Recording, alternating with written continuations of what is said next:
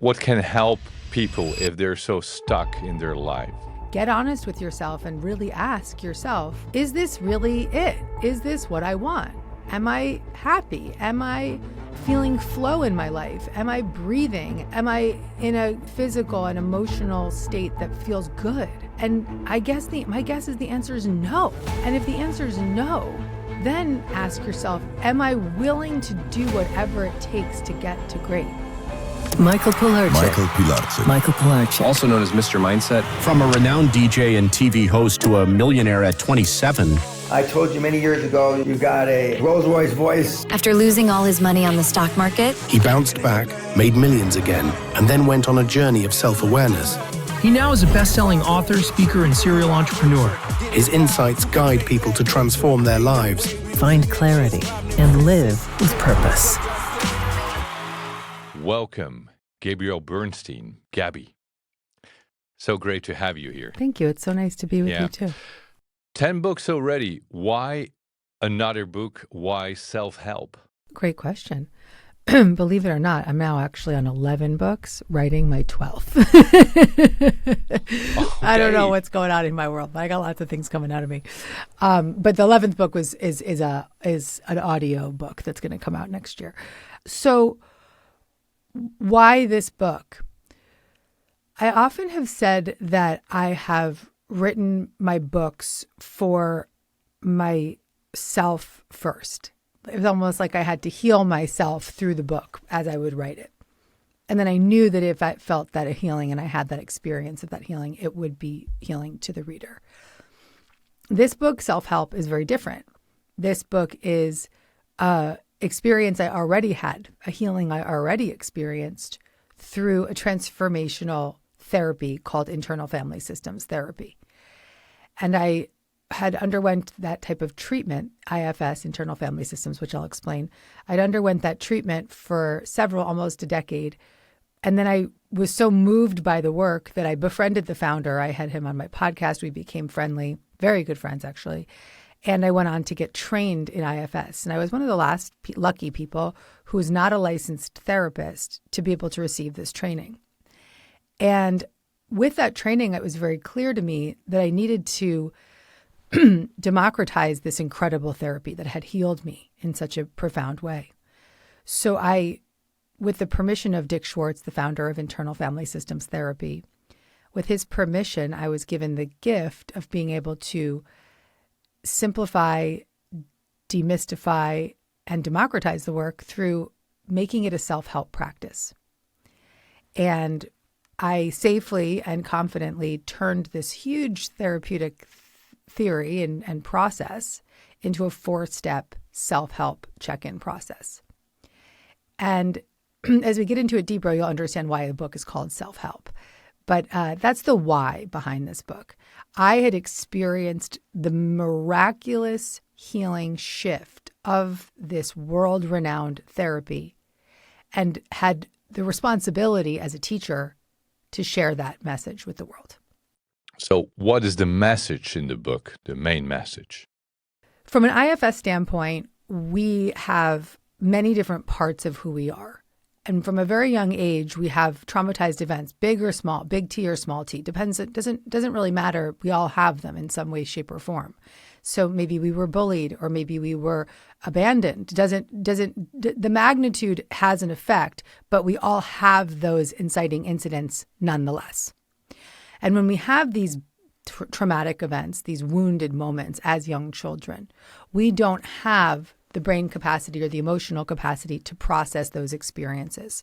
Nor do we often have, or ever truly, most people don't have an adult caregiver to help us process those emotions. Typically, we might have had very well-meaning parents, but they could say things like, you'll get over it, you'll be fine, move on, let it go. That's a huge thing to be left with as a little person, as a little child. So right away, as young children, as early as even infancy, we start protecting ourselves. We protect ourselves with people pleasing. We protect ourselves with numbing out. We protect ourselves with eating, with sugar, with trying to be seen, with all kinds of control. And we start developing these protection mechanisms very young, and then they start to really begin to get real strong ground inside our system. And they become patterns and behaviors and beliefs that carry out throughout our lives. And oftentimes in our adult life, they're the parts of ourselves that we shame the most. We say, oh, that part of me that's just so controlling. I wish she would just calm down, right? Or the part of me that's constantly addicted to sugar. I just wish it would go away. And if you ask yourself, how long has that part of you been around? Every time, if I ask somebody, how long has that pattern, behavior, belief part of you has been around? They'll say forever, as long as I can remember, as long as I can remember. And so we're left with these protection mechanisms, and there are many of them, right? There's controlling. There's, we have all kinds of protection mechanisms depending on our upbringing and depending on what our initial traumatic events were. And these protectors, they're called protector parts in IFS, they're protecting us from ever having to feel the impermissible feelings of that exiled young little traumatized part, the impermissible feelings of being inadequate, unlovable, not good enough, terrified. Those feelings are so big that we have to do anything we can to put out the fire. And so we've lived our lives in and out of these triggered responses and these protection mechanisms. We get triggered, we protect ourselves. We get triggered, we protect ourselves. So in IFS, the thesis is that we can get to know these protection mechanisms. We can befriend them. We can help them feel safe inside. And through the experience of letting these protection mechanisms feel safe inside, a new energy starts to emerge naturally. And it's a calm, connected, creative, confident, courageous, compassionate, clear energy that is known as self. And self is the essence of who we are. Self is the truth of who we are. Self is the God within us. It's like the internal parent within us. It's the spirit within us. And when we befriend these burdened parts of ourselves, self begins to come through because we're no longer hypervigilant and trying to control everything or trying to protect and start to settle into our true essence, which is self. And as we start to develop that self energy, we feel more and more safe inside. And that's why the book is called Self-Help.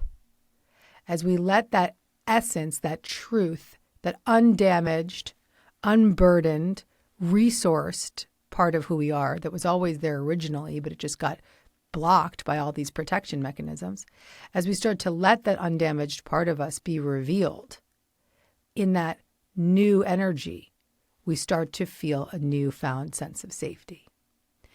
And then these parts of ourselves that have been so rampant in our lives can start to relax. They can do their important jobs, but they don't have to be so extreme, right? So that's the big thinking around this. And then the simplified thinking and thesis is that if we spot check throughout the day and notice our protection mechanisms and we check inside with them instead of check out, that we can start to have a relationship with them, get into a relationship with them and start to bring self to them. And that's what my 4 steps are about. The subtitle of your book is This is the Chance to Change Your Life. But I can imagine that a lot of people think, well, Gabby, that's very kind of you, but why should I change my life? It's good as it is. If you are looking at your life and you're like, it's good as it is, you're probably not my reader. You're not my reader. You're not going to pick up a book that says self-help in big red letters. And you might be my reader. You just don't. You're most likely my reader. I think most people would be benefited from this book. I think every human would be benefited from this book. It's just that there's a percentage of us that are willing. And so everyone could benefit from this because everyone has burdened beliefs. Everyone has protection mechanisms. Everyone has bad patterns and not bad, but negative patterns that they'd like to heal or addictive behaviors or addictive processes. And they're living in and out of them every single day, but not everyone's willing to admit that or can even witness that. Many people live in a comatose state of just believing that they are these parts of themselves. And they find purpose in their pain, or they're in such denial. That's a huge protector, right? Denial is a protection mechanism. They're in such denial that they're like, I don't need self-help. Sure, maybe there's some people out there that just like living good, feeling good. I don't think that's the majority. I really don't.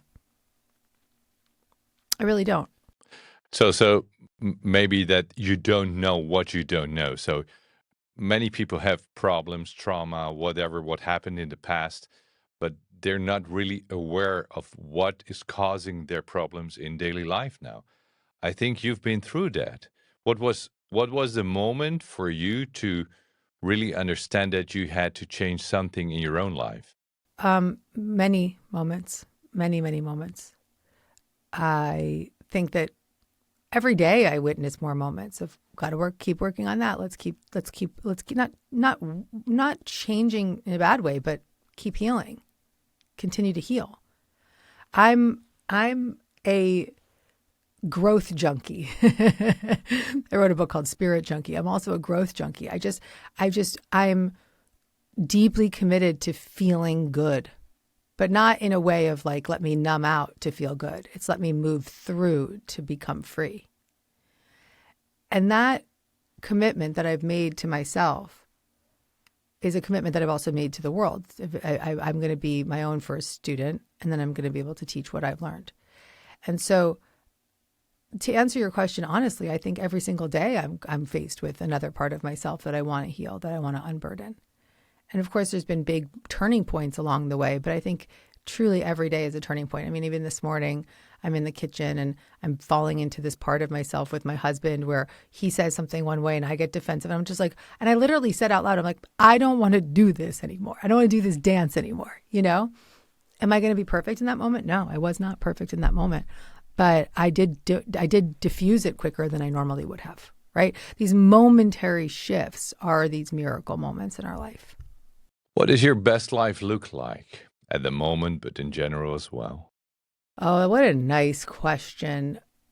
My best life looks like feeling deeply aligned with my spiritual connection and allowing that spiritual presence to move through every corner of my life, with my parenting, with my marriage, with my work. And that means that I will be feeling unburdened and released from some of the blocks that have been in the way. And I have been chipping away at that one day at a time. And the more that I have healed, the more that spiritual presence becomes stronger and stronger inside. But living in that light, living in that kind of wonder and awe of the world. See the beauty in the world every day. And in everything. And I don't expect to live a life without complications or burdens. That's not true. But I believe that I know that there is a way of living that is much less complicated than we make it. And I know that it requires a reconditioning of our brain and our mind and our subconscious. So why do so many people make their own life so complicated? Because many people do. Because they're protecting themselves. Because they're protecting themselves from deep-rooted wounds. And so the complicated parts of our lives are the beliefs and the patterns and the behaviors that are so embedded in our system because they're so aggressively trying to protect ourselves from feelings that are very young. What can help people if they're so stuck in their life? Can it be, of course, reading your new book, but also maybe meditation or asking the right questions to themselves? I think the first step is to just look at your life and say, is this working for me?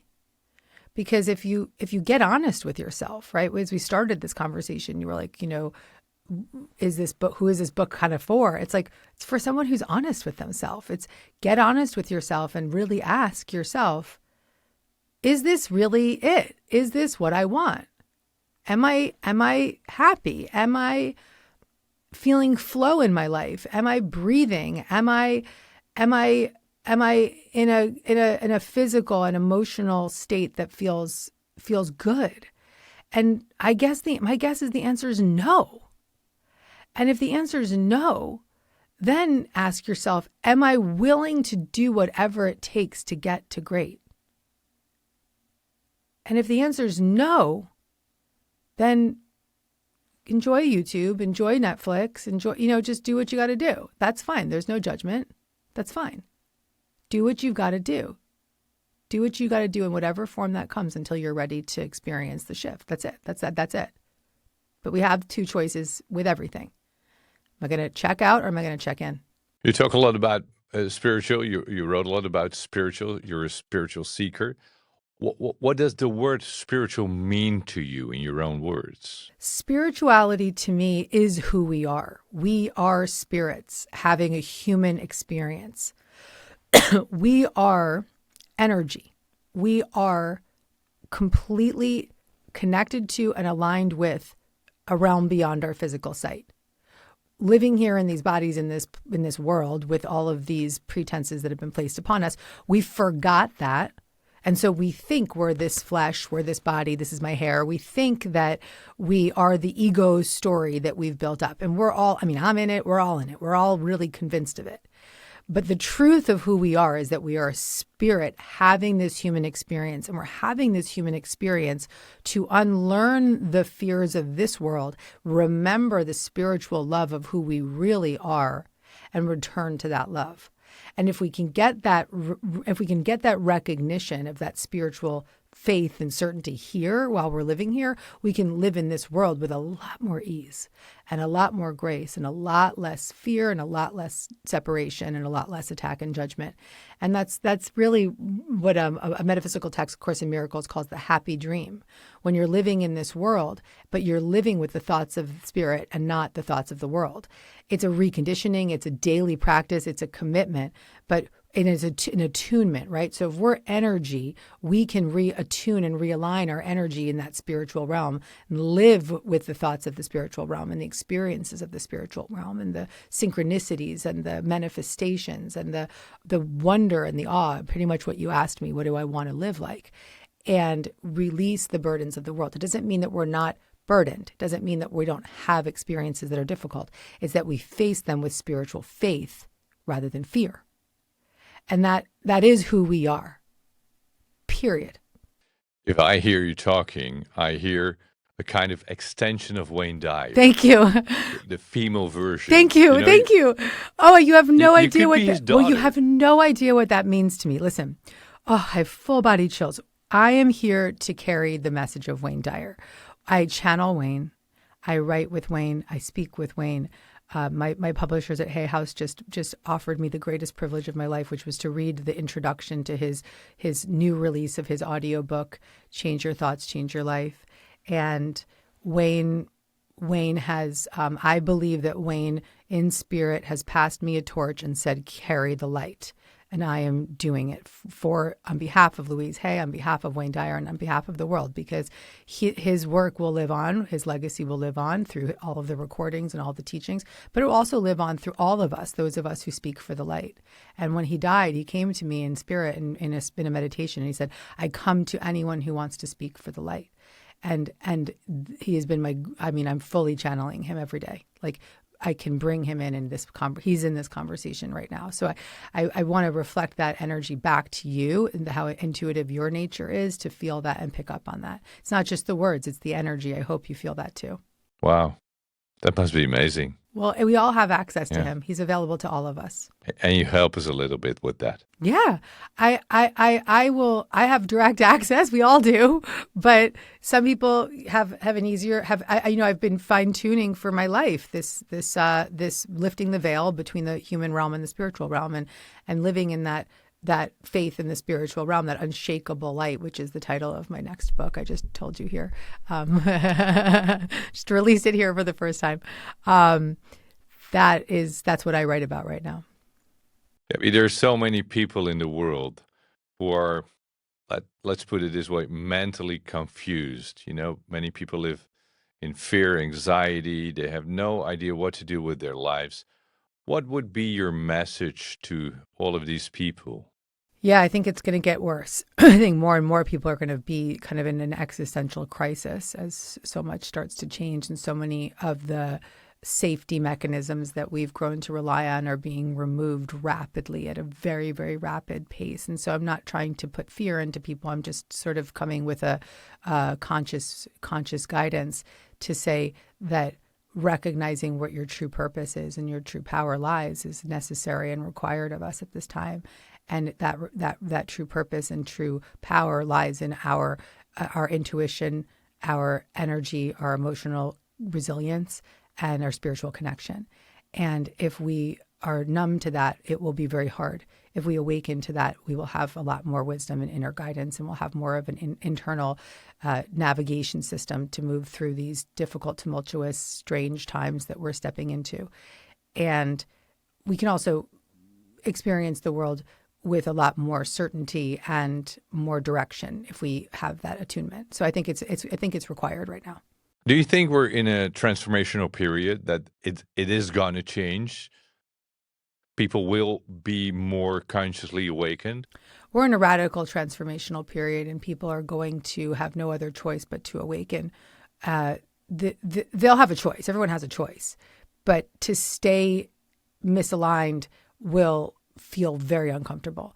I believe that more and more people will be drawn to the light. They're going to be drawn to finding their inner purpose and finding a spiritual connection of their own understanding, finding a way of self-soothing, finding a way of witnessing and spot checking in the moments. They're going to need to have a stronger resonance to a spiritual connection, because without it, they're going to feel very lost and stuck. But do you think that's still the problem of our generation, and our kids will, be in that new kind of lighting world? Or will it happen earlier, even in our lives? It's happening right now for our generation in our lives. It's happening right now. So we don't, I think that our children are going to have a easier way of shifting into the new way, because that's what they're being brought up with. I have a 6-year-old, so he's, learning about these technology tools at a really young age, right? So these are things that are going to just be part of his world, and he will learn to navigate it. But for those of us who have lived in such a different way, it's going to be a shock to the system. It's like, you're jumping into freezing cold water and you just have no idea how to get out of it. And so we have to prepare for it. We have to prepare energetically for it. We have to prepare technically for it. We have to just prepare for it. I feel like I sound very like doomsday, but I think it's a warning. I think it's guidance to say, tune up quick. What do you think the world will look like in about 10 or 20 years from now? If you kind of look into your own, your future bowl. All I can say is it's going to be quite the opposite of what it is right now. It will be moving at a speed that we never could possibly contemplate. And anyone that's alive that's paying attention is going to be able to say that to you. It's going to be, even in a year from now, it's a speed that we couldn't contemplate.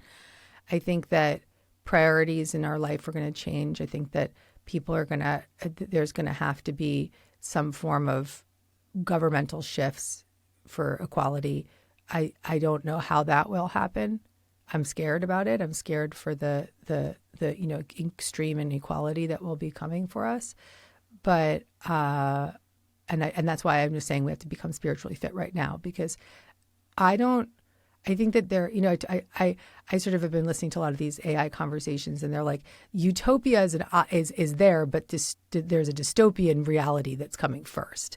And so that's kind of scary. So how do we prepare for that is kind of where I'm at, right? I don't want to sound like doomsday. I'm listening to Wayne saying, like, stay in the light, right? And so it's not about, let's not be in a doomsday place. Let's be in a place of faith that we do have a power within us to prepare for energetic shifts in the times. Let's really go there. And you always say the universe has your back. So we have to believe in the universe. But, maybe for you and me, it's logic. But for a lot of people, it's like, what are you talking about? What is the universe? Can you explain it in easy talk? Yeah. The universe is the same as the spirit I was speaking of before. the universe is that ever-present energy of the love that's within us and around us. The universe is self-energy that we were talking about earlier. These are interchangeable words: God, universe, spirit, self. It's higher self. It's the essence of love, and that essence of love can cast out these fears in our lives. But it doesn't mean that the answers and solutions in the world are given to you in a moment, though they can be. But it does mean that you shift your perception about your world. You shift your thinking about your experience. And in that adjustment, you open up your creative capacity to see opportunities in obstacles, to see clear direction, to see, okay, I can move through this in a different way than I thought otherwise. And that spiritual resilience that I'm speaking of is what's going to be required right now. That connection to the universe. Trust the universe has your back doesn't mean the universe has your back when you're, completely ignoring your spiritual connection. The universe has your back means when you attune with the energy of love, the universe has your back.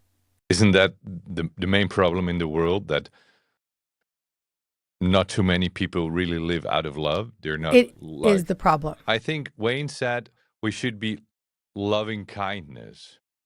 And most people nowadays are fearful or aggressive. Is that true? Yeah. The problems in the world are rooted, rooted in human trauma. So traumatized humans relying on fear and protection mechanisms to survive in their own inner psyche of woundedness become so burdened by these wounded parts of themselves that they become obsessed with ego-driven desires and needs, financial, whatever, control, power. And that is what has created the divisiveness, the destruction, the war, the uncertainty, the fear, the chaos. If every person had a spiritual faith of love, we would not be in the world that we're in. So back to your book, Self-Help. Will your book help people to, recover themselves? And if we become a better version of ourselves, love ourselves more, we can create a better, more kind and loving world. Is that the message? 100%. The subtitle, "This is your chance to change your life." That is, I would never have put that on the title if I didn't live it.